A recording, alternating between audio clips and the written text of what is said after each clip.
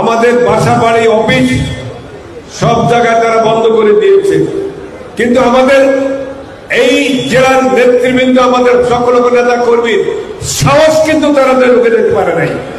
আমরা যেখানে যা কর্মসূচি দিয়েছি, শতবাধা বিপত্তির মুখেও সেখানে সকলে গিয়ে উপস্থিত হয়েছেন এবং আমরা আমাদের কর্মসূচি বাস্তবায়ন করেছি।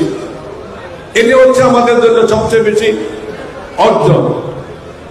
আপনারা অনেকে জানেন না হয়তো, তারেক রহমান বাংলাদেশে হঠাৎ করে রাজনীতিতে আবির্ভাব হয়নি। স্বৈরাচার বিরোধী আন্দোলনের, ৭ বিরোধী আন্দোলনে বেগম খালেদা জিয়ার সাথে রাজপথে তারেক রহমান মিছিল করেছেন। আমরা সেখানে ছিলাম, আমাদের সাথে আন্দোলন সংগ্রামে ছিলেন,